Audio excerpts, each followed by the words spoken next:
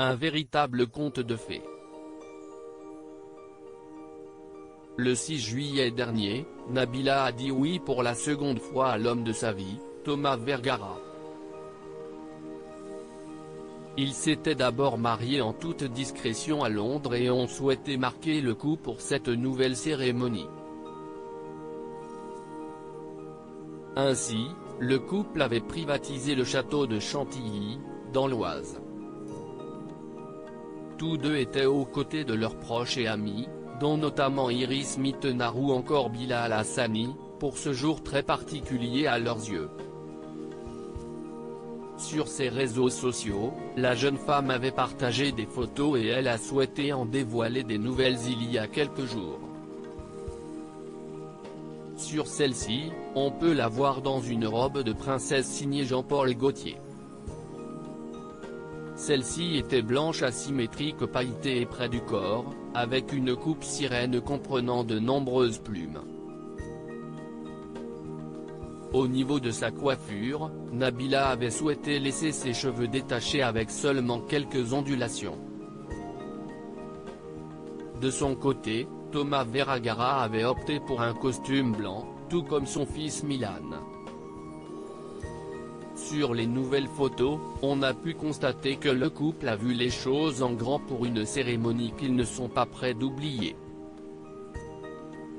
Il a tourné au drame. Cette journée a été très spéciale pour Nabila et Thomas Vergara. Après s'être dit oui devant les personnes qui comptent le plus pour eux, ils ont eu la mauvaise surprise de découvrir que leur chambre d'hôtel a été cambriolée. Ainsi, ce sont tous leurs cadeaux de mariage qui ont été dérobés et le préjudice a été estimé à environ 170 000 €. Aux dernières nouvelles, 2 suspects ont été interpellés au mois de septembre par les gendarmes de l'Oise. Très traumatisée, Nabila a révélé dans les colonnes du Parisien le 27 novembre dernier qu'elle a pris une décision radicale. J'exige systématiquement d'être au dernier étage quand je vais à l'hôtel. Si est devenu un traumatisme. Et j'ai aussi renforcé mon service de sécurité, a-t-elle affirmé. Et concernant le cambriolage, je préfère oublier ce cambriolage.